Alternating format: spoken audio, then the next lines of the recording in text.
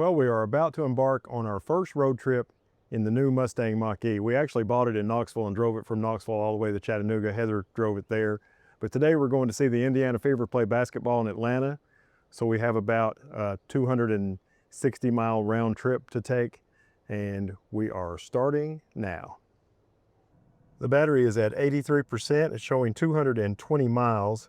Our first stop is going to be at Buc-ee's, where we're going to top off the battery before heading to Atlanta for the basketball game. But before that, we're going to make another stop to run an errand on the way. Our first stop is this FedEx Ship Center. We're at 78% now with 208 miles. And I got to ship this box. I left the car on so Heather could have some air conditioning while I was doing my business at FedEx. And now we're down to 78% and 208 miles of range. Our next stop is Buc-ee's. It is 58 minutes from here and 54 miles from here. And we're going to top back up to 80% when we get there. Well, we've made it to Buc-ee's. We're at 57% and we have 152 miles of range left. And we're parked right here at this Mercedes-Benz Charger, and it's just us and a VW ID Buzz van. Pretty close. Don't have to walk too far to get into Buc-ee's while we're charging. Let's get this thing hooked up. All right, we are charging,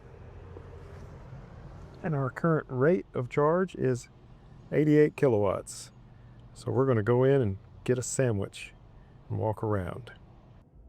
It took us 19 minutes and 16 seconds to go inside, go to the bathroom, get our barbecue sandwiches and our drinks, and come back to the car. And in that time, it charged us up to 82%. We now have a range of 218 miles, and it costs $7.19. So the reason while you're traveling, you only charge to 80%, or you try to only charge to 80%, is once your battery gets to 80%, the charging system slows down. It's more difficult to charge from 80 to 100. The closer to 100% you get it, the more difficult it is for you to charge. So it can really charge fast on one of these fast chargers up to 80%. And then you hop in the car and go. Our next stop is the parking garage at State Farm Arena. That's 65 miles. And then from that parking garage back home is 125 miles. So that's 190 miles we have left on our trip. And according to this, the battery has 218 miles left in it. So our goal is to not stop for electricity anymore. We have made it to the Ruby lot for State Farm Arena after an hour or so in a nightmare Atlanta traffic jam. We have 58% battery left and 154 miles of range left. And remember, it's 125 miles home.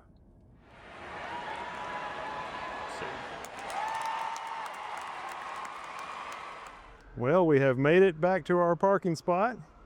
There is the beautiful Mustang Mach-E. Looks like nobody's bumped into it. Time to go home. 125 miles to go. Range is 155, 58%. Wait a minute. What is this? I thought the next stop was supposed to be at home. Well, I think we would have made it with maybe 10 miles to spare, but the battery got down to 10%, and we decided to stop here at this Mercedes-Benz Charger that is, gosh, I don't know, maybe 15 miles from the house.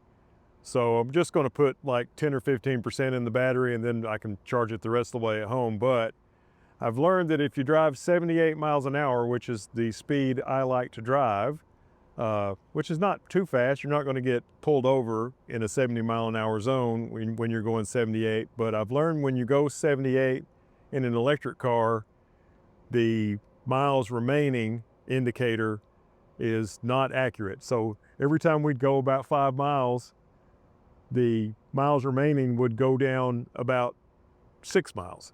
So we kept getting closer to home, and our buffer of miles to spare kept getting smaller and smaller. So definitely learned something tonight, and that is instead of charging in Calhoun halfway between Chattanooga and Atlanta, next time we might charge a little bit in Calhoun and a little bit more in Calhoun on the way home. Because, you know, it's not good for these electric car batteries or your cell phone battery either to go way low. If you go below about 10%, you start doing damage to the battery. So I definitely don't want that. So here we are topping off the battery. So I started charging just before I made that video clip that you just saw, and I was at 9%. Then I made the video clip and it's already at 20%. So it just took just a short amount of time to get it to where we're comfortable to get home. So you can see here we charged for 4 minutes and 42 seconds. This is the Mercedes-Benz charger I'm showing you. And we charged for 4 minutes and 42 seconds. The battery on the car went from 9% to 21%, and our cost was $3.62.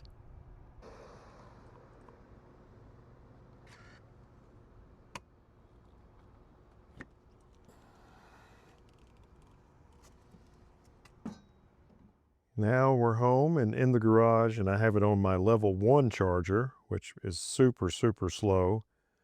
Ford's going to install a level 2 charger in the house, but this works just fine for now.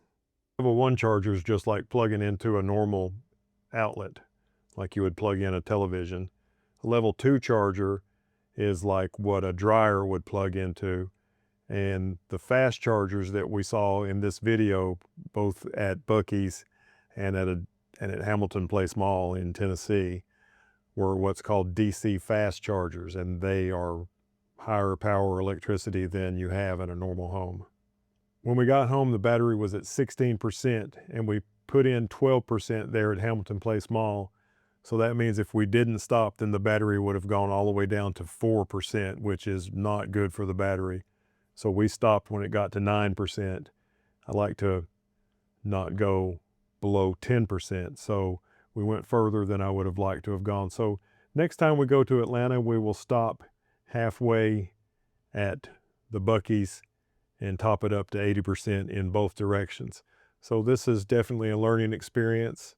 Our first road trip in the electric car has definitely been enlightening, and I can't wait to do another one sometime soon. Thanks for watching. Have a great day. Hope you enjoyed this video, and if you did, hit the thumbs up button if you want to see some more stuff like this and all sorts of stuff on the Phil Makes Videos channel.